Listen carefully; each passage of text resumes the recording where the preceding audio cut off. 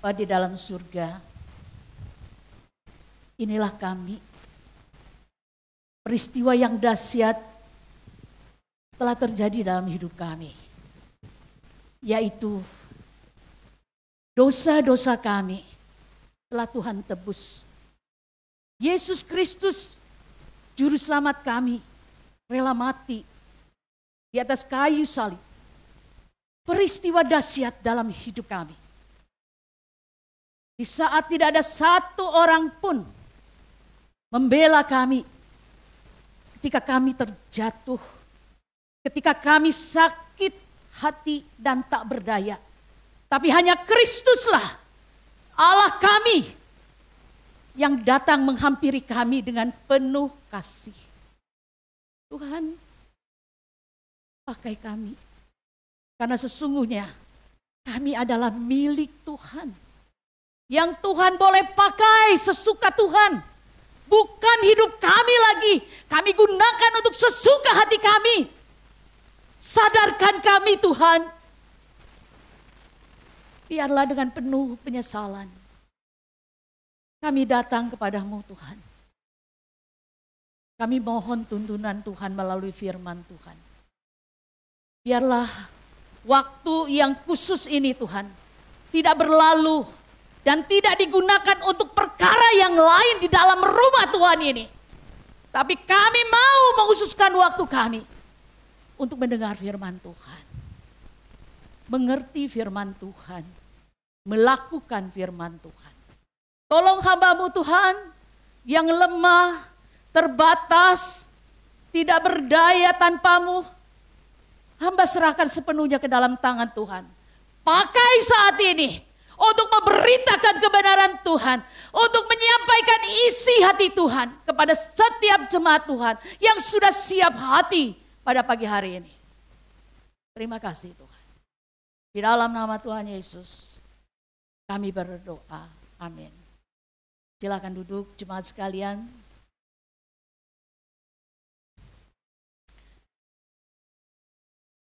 Shalom. Selamat pagi. Waduh, semangat ya. Selamat pagi. Iya. Selamat pagi untuk kita semua. Bersyukur kepada Tuhan.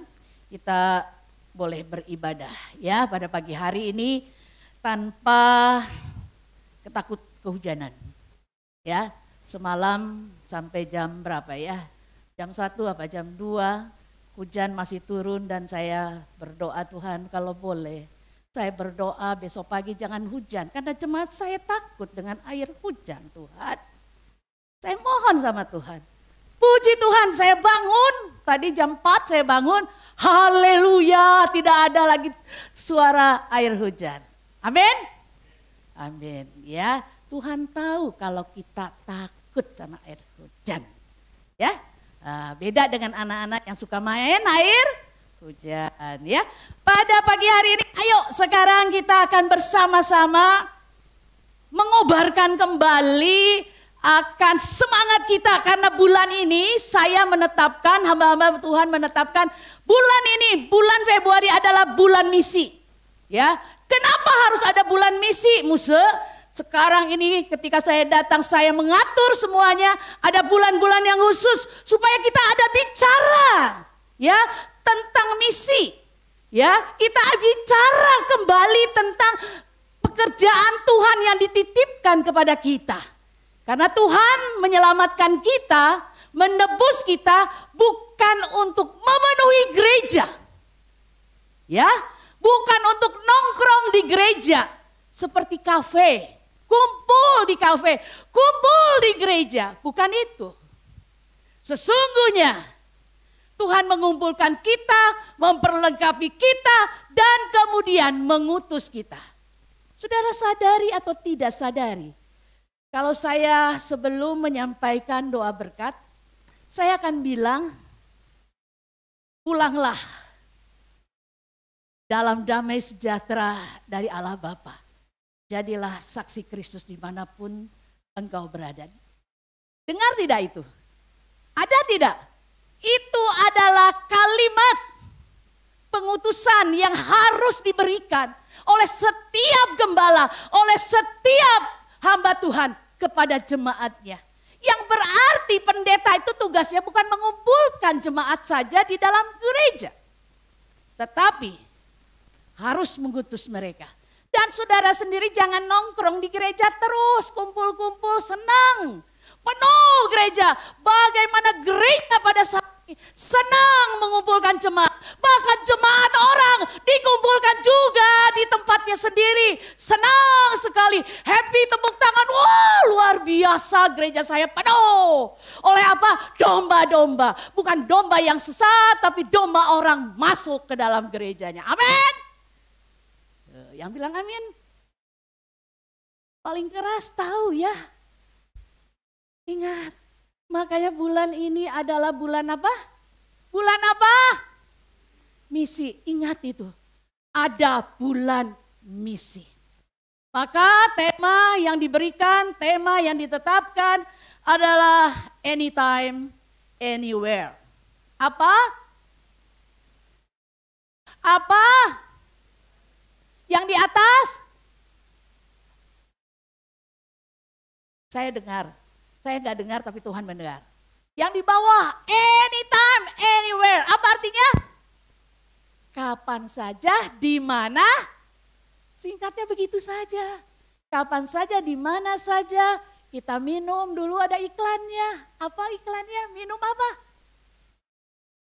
Yang zaman saya pasti tahu. Minum apa? Teh sosro. Makanannya apa saja. Minumnya asal teh. Ih, jadi iklan itu ya. Kapan saja, di mana saja minum Coca-Cola. Masih ingat? Ya, nah pagi hari ini di awal bulan kita akan bersama-sama melihat ya bagaimana misi Allah itu dititipkan kepada saudara dan saya. Bukan hanya kepada murid-murid Kristus pada masa itu, bukan saja kepada rasul-rasul, tapi pada kita zaman ini, zaman yang akan datang. Mari kita akan buka terlebih dahulu firman Tuhan di dalam Kisah Para Rasul 28 ayat 23 sampai dengan 31.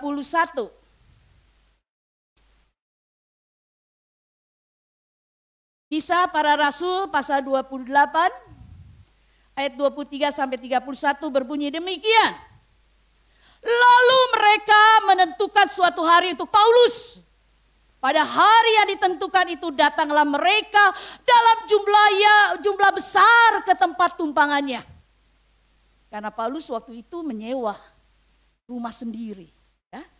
Ia menerangkan dan memberikan kesaksian kepada mereka tentang kerajaan Allah. Dan berdasarkan hukum Musa dan kitab para nabi, ia berusaha meyakinkan mereka tentang Yesus. Hal itu berlangsung dari pagi sampai sore.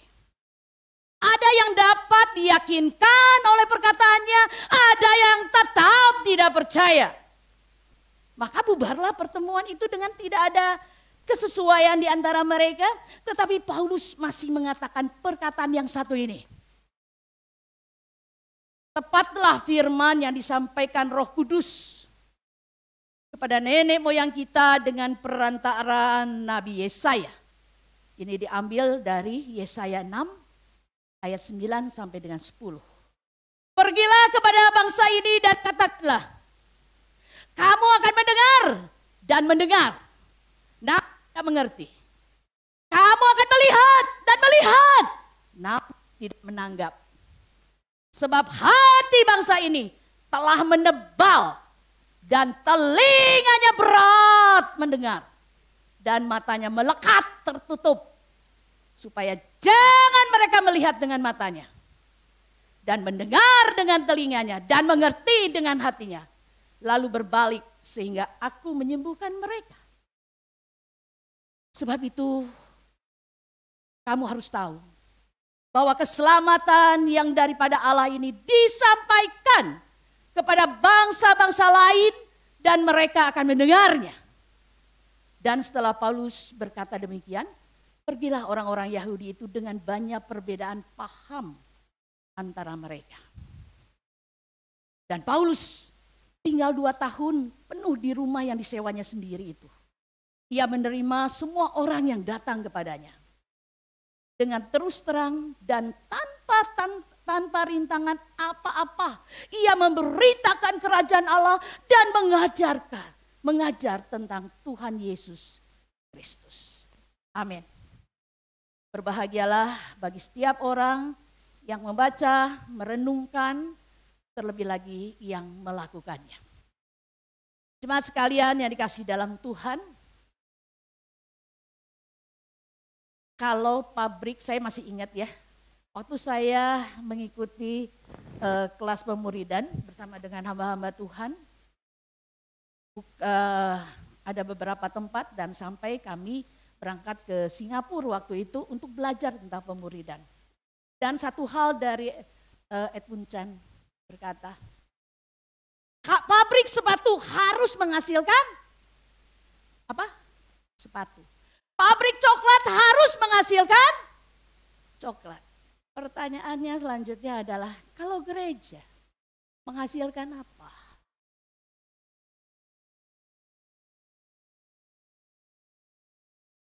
Seharusnya gereja menghasilkan murid-murid Kristus yang akhirnya diutus dari mulai Yerusalem, seluruh Yudea, Samaria sampai ke ujung bumi. Tapi itu tidak dilakukan. Yang tadi saya katakan di awal, gereja-gereja saat ini senang mengumpulkan jemaat-jemaat dan jemaat-jemaat senang ada di gereja, nongkrong di gereja, tidak berbuat apa-apa dan tidak mau untuk menginjili. Ini adalah sebuah kenyataan. Ketika saya membaca dan kami sekarang ada kelompok para hamba Tuhan Kalam Kudus dari beberapa unit, dari beberapa lokasi, kami membaca buku A Certain Time. Di sana ada Jonathan Dutson, dia adalah seorang hamba Tuhan. Dia mengatakan ada krisis pada saat ini, ada krisis di gereja-gereja, krisis pemuridan dalam gereja masa kini. Di Amerika Serikat, gereja ada 3.000 gereja, 3.500 gereja akan ditutup. Ada 1.500 hamba Tuhan akan meninggalkan ladang pelayanannya.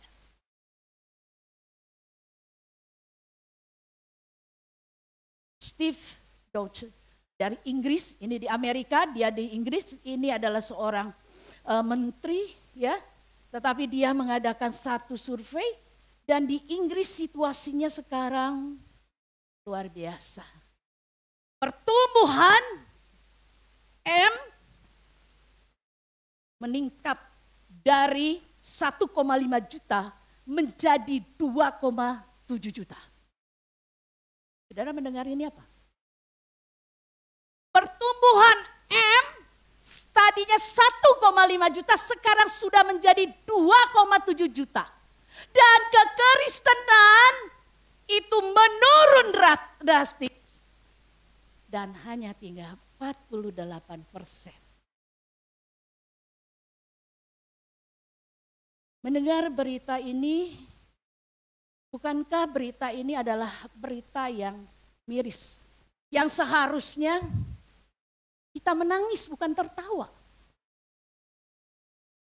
Belum lagi di tempat lain.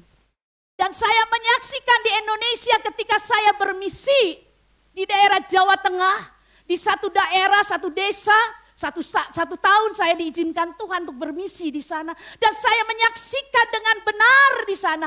Gereja-gereja pintunya terbuka dan di sana sudah tidak ada lagi jemaatnya. Tidak lagi ada hamba Tuhannya karena hamba Tuhan sudah meninggalkan gereja-gereja itu.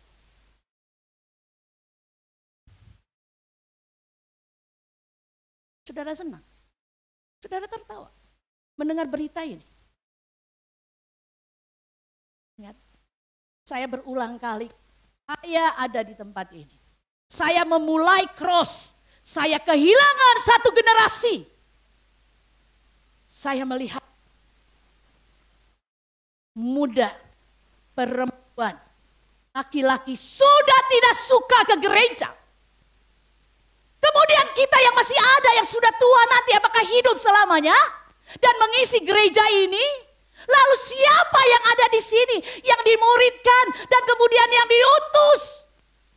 Kalau bukan kita, kita kehilangan generasi penerus. Sungguh sangat menyedihkan, bukan? Sekarang kita masuk. Sebenarnya apa sih yang Mose mau bilang? Misi itu apa? Misi itu diambil dari bahasa Latin yang berarti mengutus. Menjadi seorang Kristen berarti diutus ke dunia sebagai utusan Kristus.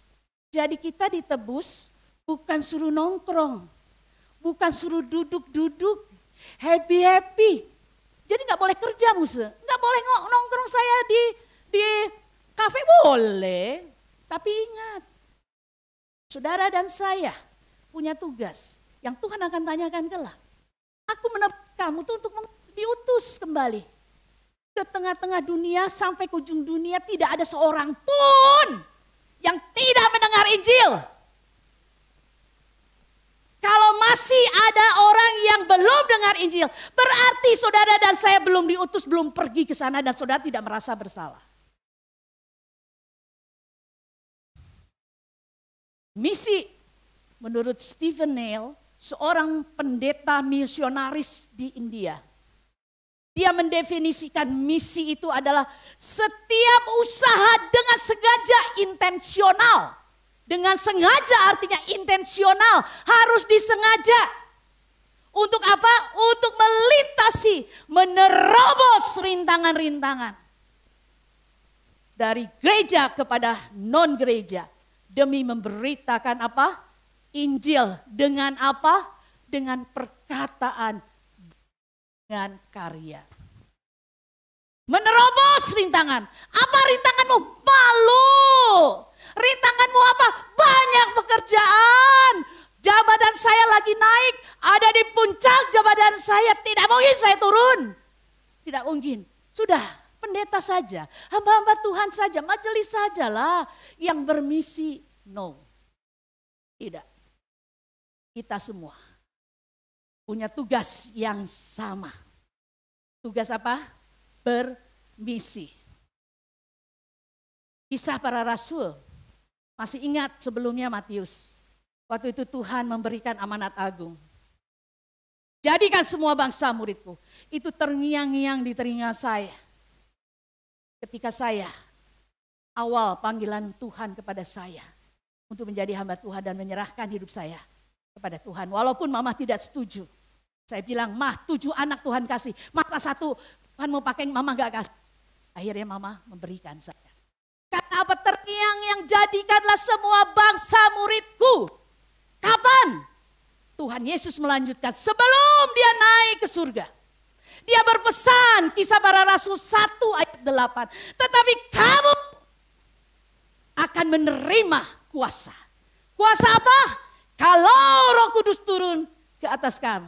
Pertanyaannya, sudahkah Roh Kudus turun atas kamu, atas saya, atas saudara? Sudah belum? Jangan-jangan yang duduk di sini belum terima Yesus sungguh-sungguh sehingga Roh Kudus belum ada. Ya, santai saja. Karena ketika Roh Kudus ada dalam diri kita, apa yang dilakukan, kamu akan menjadi saksi. Di Yerusalem dan seluruh Yudea, Samaria dan sampai ke ujung bumi. Ini sebelum Tuhan Yesus naik ke surga, dia bilang, ini pesannya. Tapi kita abaikan, bukan? Kita lupa. Oh iya, makanya harus ada bulan misi supaya diingatkan kembali. Ini pesan setelah Tuhan Yesus mengatakan firman Tuhan ini, dia naik ke surga. Ditutup awan-awan. Coba lihat di Alkitab begitu. Dan selanjutnya kita akan melihat. Supaya apa? Supaya saudara dan saya dikobarkan kembali api misi Setelah kisah para rasul ini, kita akan melihat, karena kita akan melihat satu pasal ini. Wah, hari ini satu pasal tidak, tenang saja ya. Kita belajar sama-sama supaya kita kembali api misi itu ada. Ini yang kita ingat. Seluruh umat, apa? Seluruh Injil. Kemana? Ke seluruh dunia. Kita baca sama-sama. Pakai tangan. Seluruh umat berarti tangan kita melihat ke samping kita. Katakan seluruh umat membawa Injil ke seluruh dunia. Ulang sama-sama ya, dengan saya di atas ya. Ketika mengatakan seluruh umat berarti tangannya, ini jangan lupa, jangan orang disuruh pergi, tapi saya nggak pergi. Ya, ulangi lagi, 1, 2, 3. Seluruh umat membawa seluruh Injil. Jangan separuh-separuh, seluruh. Seluruh umat membawa seluruh Injil ke seluruh, ingat, nanti tidur sampai tidur ingat. Seluruh umat membawa seluruh Injil ke seluruh dunia, ingat gitu. Ya, ingat dalam hidup kita. Ini misi yang harus ada dalam diri kita dan dilakukan tentunya. Dan masuk kita ke dalam garis-garis besar daripada kisah para rasul. Karena harus diawali dulu, apa kisahnya? Kok tulisannya kisah para rasul? Apa para rasul bercerita tentang kisah hidup para rasul? Tidak ya, kisah para rasul bukan tentang kehidupan para rasul. Tetapi bagaimana Rasul Petrus dan Rasul Paulus itu bermisi. Yang pertama, Rasul Petrus atau Petrus itu, mereka pertama kali dari ayat yang pertama. Ya, kisah para rasul ini ditulis oleh Lukas, Dr. Lukas. Dia adalah seorang dokter dan sejarawan yang sangat teliti. Sampai dia menuliskan dengan jelas di situ siapa kaisar, wali negeri, raja wilayah, jelas sekali. Beda dengan yang penulis perjanjian baru lainnya. Ya, yang pertama adalah Petrus dari pasal yang pertama sampai ayat yang ke-12. Di sana bagaimana Petrus pertama kali mendirikan gereja dan perkembangan gereja. Itu dari pasal 1 sampai dengan pasal 12. Dan kemudian dilanjutkan dari pasal 13 sampai dengan pasal 28 sampai terakhir. Sampai yang terakhir, di sanalah misi. Kalau tadi mendirikan gereja, kemudian gereja tidak boleh diam, tidak boleh nongkrong, saya bilang. Mengutus. Dan ini terjadi. Bagaimana Rasul Paulus itu bermisi. Mulai misi 1, ada sidang, ada perjalanan misi kedua, ketiga, Paulus diadili, terus dia bermisi lagi, misi dan misi.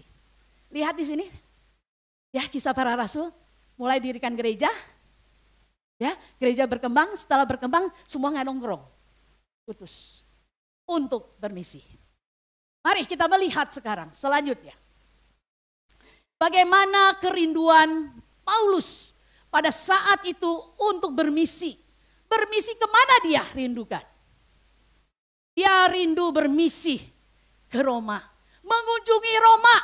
Makanya di dalam Roma pasalnya yang ke-15 ayat 24. Dia mengatakan aku harap dalam perjalananku ke Spanyol nanti aku bisa mampir ke Roma.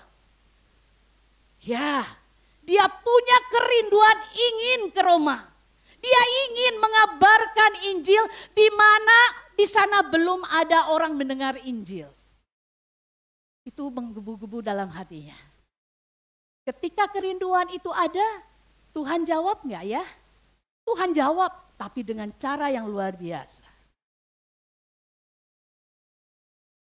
Inilah petanya. Ketika Rasul Paulus terus berjalan, dia rindu ke Spanyol sana dan dia mau mampir ke Roma. Tapi apa yang terjadi dari perjalanan Yerusalem? Kenapa dia harus pergi ke Yerusalem? Harus pergi dari Yerusalem? Karena dia dituduh, ya, dia memberitakan Injil Dan orang-orang Yahudi tidak suka. Ya, dia nggak suka, akhirnya dia pergi. Dia pergi, apa yang terjadi? Secara singkat, ketika dia pergi bermisi untuk sampai ke Roma, tidak mudah saudara-saudara. Tidak mudah. Ada bahaya yang di hadapan dia. Harus naik kapal. Dan di dalam kapal itu dia mengalami apa? Ombak. Ya, mengalami badai. Semua orang ketakutan. Bahkan dia dikatakan tidak makan orang-orang di sana. Ketika dia mulai terombang-ambing sampai terdampar di daerah Malta di sini. Wah, luar biasa. Sampai semua muatan di sana harus dibongkar. Tapi apa? Menghadapi pencobaan itu, apakah Rasul Paulus berhenti? Apakah Rasul Paulus pulang kembali? Tidak. Ketika dia harus berhadapan dengan Raja Agripa. Raja Agripa tidak menemukan kesalahannya yang setimpal untuk dia dihukum mati. Akhirnya dia naik banding. Siapa naik banding? Rasul Paulus. Saya naik banding kepada Kaisar. Sehingga membuat dia pergi ke Roma. Itu lihat cara Tuhan. Walaupun harus menghadapi pencobaan, bahaya di lautan, ya 14 hari nggak makan. Kemudian setelah itu apa yang terjadi? Dia punya keberanian dalam pencobaan itu. Sampailah dia di Malta disambut. Dan ketika disambut apa yang terjadi? Luar biasa. Ketika dia mau makan ada ranting, mau makan dan ada menghangatkan tubuh. Karena kedinginan, hujan. Mau buat apian. Di sana ada ular memagut tangannya. Apa yang terjadi? Matikah? Apakah berhenti Injil yang dibawa oleh Rasul Paulus? Tidak. Ternyata dia tidak mati. Orang mengatakan dia seperti dewa. Keberanian dia menghadapi pencobaan karena dia tahu dia punya misi mau ke Roma. Pada akhirnya dia ada di Roma. Dia menyewa sendiri karena dia baik. Dia kelihatan bukan seorang penjahat yang mau kabur. Dia menyewa sendiri 2 tahun. Apa yang dia lakukan dengan rumahnya? Rumahnya selalu terbuka. Apa yang dia lakukan? Ayat 23 dan 24. Bagaimana dia memperkenalkan cara dia untuk menginjili. Kita perhatikan. Ketika Paulus ada di situ. Dia pertama kali cara dia menginjili kalau kita baca. Di ayat 17 sampai dengan ayat 22. Saudara bisa tahu di sana bagaimana Paulus itu memperkenalkan dirinya dan mengapa dia bisa ada di Roma. Nah, setelah itu setelah curhat ya dengan dirinya tidak langsung, oh kamu harus begini-begini. Tidak, dia curhat dulu teknik untuk menginjilinya atau teknik untuk bermisinya. Setelah itu baru ditentukan hari yang sudah ditentukan. Barulah dia mulai mengajar. Pasal 23. 28, 23. Ketika dia mengajar, apa yang dia ajarkannya? Dia memberitakan Injil, dia menerangkan dan menjelaskan tentang kerajaan Allah dan meyakinkan tentang Yesus itu adalah Mesias. Juru selamat yang dinanti-nanti, tetapi orang Yahudi tidak mau menerimanya. Sehingga apa yang terjadi? Ini responnya. Responnya ada orang yang menerima tentunya kalau bermisi. Ada orang yang menolak, tidak mau menerima. Ini tidak apa-apa. Menolak tidak apa-apa. Yang penting kita sudah bicara, yang penting kita sudah menginjili dia. Dan firman Tuhan katakan ini, kalau kita pikir aduh musuh ini menginjili orang ada yang diterima benar. Ada yang gak diterima, ditolak. Pintu juga gak dikasih. Pernah dan beberapa kali. Nanti ya lain kali saya mau pergi. Oh maaf ya, saya ada janji. Oh baiklah, saya akan balik lagi. Loh. Sampai orang itu akhirnya membuka pintu dan saya duduk. Kenapa dia tanya? Kenapa ibu ini kok terus-terusan datang sama saya? Sudah saya tolak berkali-kali. Karena saya mengasihi ibu. Ya, saya beritakan Injil. Saya perkenalkan diri saya. Ada yang menolak. Nah firman Tuhan bilang kalau ada yang menolak nih. Ini mesti kita juga paham. Kenapa Rasul Lukas menuliskan ini dan mengutip dari Yesaya pasal 6 ayat 9 dan 10. Kenapa dikutip? Ini untuk menyatakan bahwa dari dulu sampai saat firman Tuhan ini ditulis dan sampai sekarang ini ya seperti inilah kondisinya jemaat. Kondisinya orang-orang yang kita injili. Kenapa? Dalam firman Tuhan dikatakan, pergilah kepada bangsa ini. Kenapa? Dan katakanlah, kamu akan mendengar dan mendengar namun tidak mengerti. Kamu akan melihat dan melihat namun tidak menanggapi. Artinya terus kita dengar tapi gak ngerti-ngerti. Ada gak kita begitu? Wah gawat kalau ada ya. Mendengar, terus mendengar tapi gak ngerti. Melihat tapi tidak melihat kebenaran Tuhan. Yang dilihatnya hoki. Yang dilihatnya berkat. Gak dilihat siapa pemberi berkat. Kemudian firman Tuhan ayat yang berikutnya dikatakan. Sebab, apa sebabnya mereka tidak bisa mengerti. Tidak bisa menerima Injil. Kenapa? Firman Tuhan katakan. Karena hati bangsa ini sudah apa? Telah menebal. Hati bangsa ini sudah bebal. Sudah menebal. Tidak peduli. Telinganya berat untuk mendengar. Matanya melekat tertutup seperti kita kalau dengar khotbah. Sudah mulai mata ini melekat tertutup. Amin. Enggak Muse. Mata saya jadi melotot gini. Pakai korek api. Ini kenyataannya kalau dengar Injil. Kalau sedang dengar Injil, hatinya menebal, telinganya apa? Berat, matanya tertutup. Ini kenyataan. Sampai saat ini. Tapi kita mundur. Berarti kita tidak usah menginjili, tidak usah bermisi. Tidak. Kita terus menginjili, kita terus bermisi. Jangan sampai 5 tahun yang akan datang, gereja ini pun ditinggalkan hamba Tuhan, kemudian gereja ini kosong. Mau? Mau? Mau? Kalau tidak, saudara dan saya harus pergi bermisi. Tidak usah jauh-jauh. Tuhan katakan ada 4 ya. Kemana?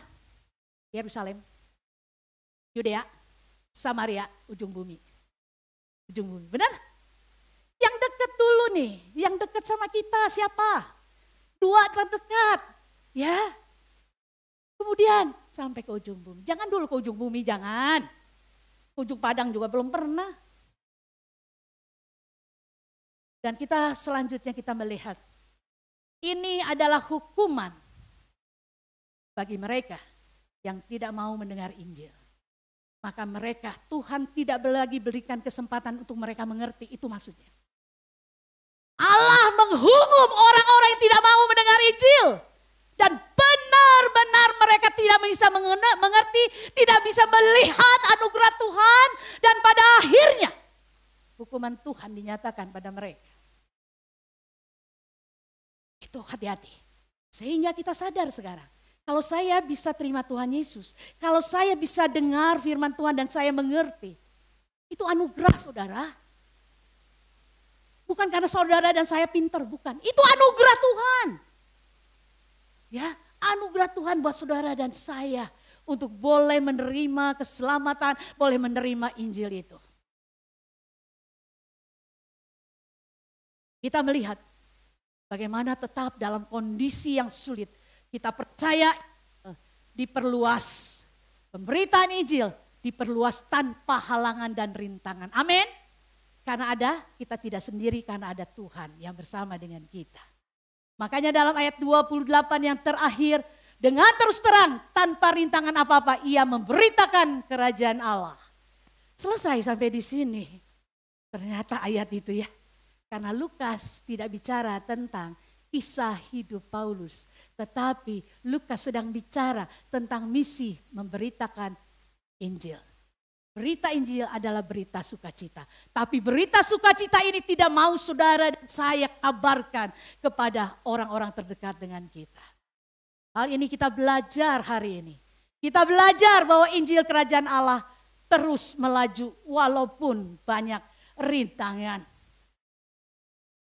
Itu yang pertama. Kita melihat dari seluruh cerita ini. Kita melihat bahwa Injil Kerajaan Allah terus melaju tanpa rintangan. Injil itu sendiri tidaklah pernah bisa dibelenggu. Walaupun Paulus dibelenggu. Tapi Injil tidak terbelenggu.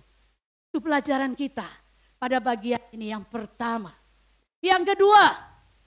Pelajaran yang kedua. Berjuang. Kata berjuang mengatasi rintangan dengan penuh semangat dan sungguh-sungguh. Semangat tidak boleh kendor, boleh usia kita tua, boleh kita sakit tetapi semangat kita tidak boleh kendor untuk kerajaan Allah. Pelajaran yang kedua, berjuang dengan semangat dan sungguh-sungguh. Saudara dan saya, ayo kita bermisi. Yang ketiga, respon terhadap kita berita Injil. Itu nyata ada orang yang diterima, ada yang tidak. Tetapi orang yang mendengar, ada orang-orang yang diteguhkan kembali. Itu merupakan sukacita, itu adalah jiwa-jiwa yang harus kita layani. Saya mau menjadi hamba Tuhan ketika itu karena saya ingat waktu berdoa. Ribka, kalau saja orang-orang miskin seperti kamu tidak dengar Injil. Mereka terus miskin, tidak berlimpah hidupnya dalam anugerah Tuhan atau diselamatkan. Saya ingat mereka diselamatkan. Siapa yang mau melayani mereka orang-orang miskin? Pada akhirnya saya mengambil keputusan. Saya melayani di kota kecil. Saya ditawari di kota besar. Di Jakarta, di Bandung waktu itu. Saya tidak mau. Saya pergi ke desa. Saya pergi ke desa di Sumatera, di sana. Saya melayani. Dan saya mau bercerita bagaimana saya ditantang di desa itu. Dengan hal-hal yang goib katanya. Orang bilang. Dengan hal-hal yang tidak. Dia dilempari segala macam. Itu tantangan. Tapi saya tahu Injil harus diberitakan. Ada orang yang mendengar, ada orang yang tidak percaya. Yang keempat, pelajaran yang keempat. Makin ditebas, makin meluas. Makin ditebas, makin meluas. Jangan kita coba menghalangi pemberitaan Injil. Di sini tidak boleh, bukan berhenti mati. Tapi Injil akan terus diberitakan semakin luas. Makin ditebas, makin meluas. Itulah berita Injil. Satu quotes dari seorang hamba Tuhan yang saya kenal, dia masuk di dalam timnya Pak Bejoli, dia mengatakan demikian, quote-nya itu. Itu bermisi, itu bukan sekedar mandat, namun harus menjadi hasrat atau keinginan. Bukan sebuah syarat untuk selamat, bukan. Tetapi karena mendapat rahmat, anugerah, untuk menjadi berkat, beritakan selamat. Sambil berpegang erat pada Dia yang kuat. Siapa? Jemaat yang dikasihi dalam Tuhan dan anak-anak muda yang pada saat ini ada. Bagaimana hatimu setelah mendengar Injil ini? Kamu takut? Kita takut semua untuk menginjili? Ingat baik-baik. Jangan pernah takut, Tuhan menyertai kita. Injil tidak bisa dibelenggu. Injil harus diberitakan. Makin ditebas, makin meluas. Saya berharap dari gereja ini akan lahir. Menyerahkan diri anak-anak muda untuk diperlengkapi di STT. Dan kemudian memberitakan. Amin. Saya datang ke Pontianak. 1 tahun lebih saya di sana. Saya belajar ladang misi. dari hamba Tuhan misi, dari gereja misi. Dan hati saya terus berkobar-kobar untuk bermisi. Setelah saya pulang, saya masih punya satu murid, Timotius saya. Dan sekarang dia dari sakit kanker yang dikatakan tidak bisa disembuhkan. Tapi mukjizat Tuhan. Saya bilang, Tuhan mau pakai kamu. Dan menjadi saksi Kristus. Puji Tuhan, sampai saat ini saya dibimbing. Saya membimbing dia. Sampai saat ini. Dan dia sedang. Hatinya dia. Untuk misi. Hatinya dia sedang mau diperlengkapi di STT saat malam. Dan saya terus bimbing dia. Sampai pada akhirnya saya bilang. Musa akan dampingi terus. Sampai kamu benar-benar masuk saat. Dan kamu menjadi misioner, yang bisa bermisi ke daerah-daerah. Karena hatinya pun sama dengan saya. Di daerah-daerah, bukan ke negara-negara. Bagaimana dengan di tempat ini? Berapa banyak yang sudah diutus? Wahai hamba Tuhan, wahai majelis, wahai jemaat, berapa banyak? Apakah ada anak kita yang kita biarkan diutus? Ayo nak, pergi nak. Ada? Atau belum? Belum Musa. Doakan. Doakan. Ataukah diri kita sendiri yang mau bermisi? Saya berharap saudara dan saya mulai hari ini tidak nongkrong di gereja saja. Pergi. Ayo. Jangan ajak ngopi saja. Teman dekat kita. Ceritakan, kabarkan tentang Injil Kristus. Amin. Mari kita berdoa.